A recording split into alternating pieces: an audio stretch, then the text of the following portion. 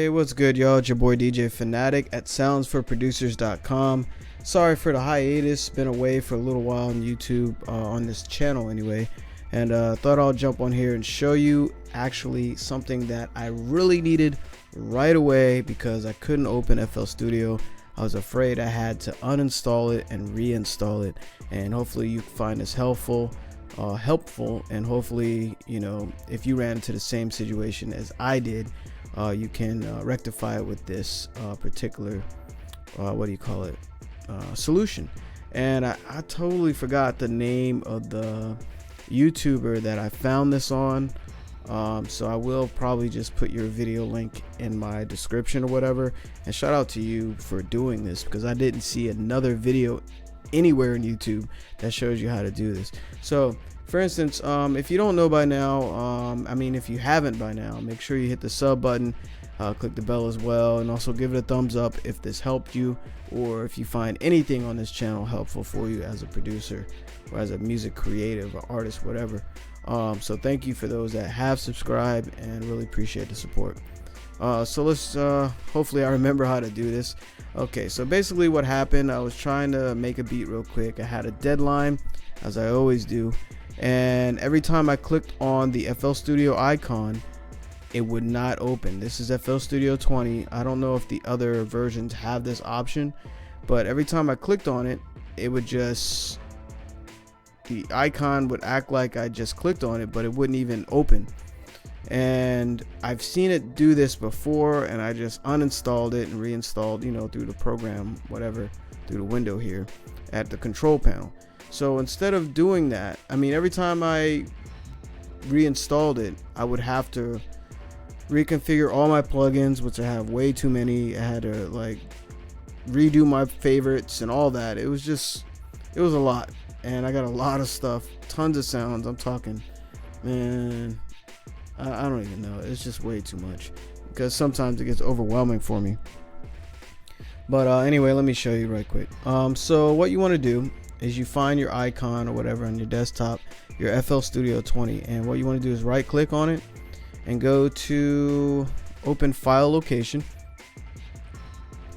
And with file location, what you want to do is then click on image line up here in the search area, and then go to shared, and then go to I was hoping I remember. I tested it before the video. It's not temp, it's not artwork, it's not start. Maybe it is start. Let's try it. Yep. Click on start, and then FL Studio 20. Notice I still have 12 in here. I can use that for like different stuff I used to do, but double click on FL Studio 20, and if you notice, there's an option that says reset settings. What you do is double click on that, and what it does, it resets the initial settings, like when the plugin opens, and it'll give you like a prompt. This one didn't give me a prompt, which was strange.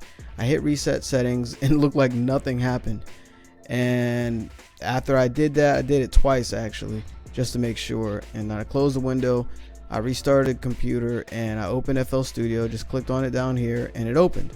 It was crazy. It just worked right away, and actually all my plugins were straight, all my sounds were straight. I didn't have to do favorites again, I didn't have to reconfigure a lot of stuff, and I was really relieved, because we all know when FL Studio crashes, or if we can't open it, it's you know, sometimes stressful, you know, because especially you got music to make, and you know, contracts to stay with, you know what I mean, and stuff like that. So anyway, it definitely works for FL Studio 20. I don't know if it's other versions, works for other versions. Let me see. If I go into FL Studio 12, it says reset settings, so it looks like it's pretty much in every FL Studio so far.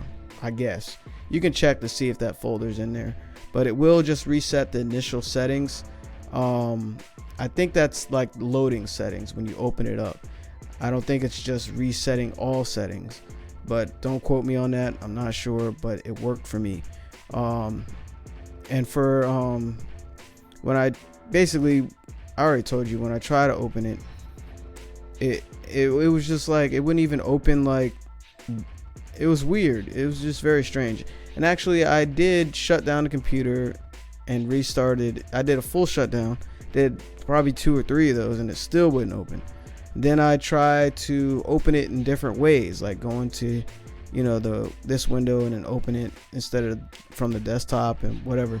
So any other way, it just would not open. But only time it'll open is by doing this method. So I'm gonna make this super short video. Hopefully that was helpful. Just thought I'll share that because I know like my heart dropped because I was all excited to make some music and I was like, yo, I'm gonna make something crazy. And I spent like an hour searching on YouTube to try to find it. And again, shout out to the YouTuber that did put a video on this.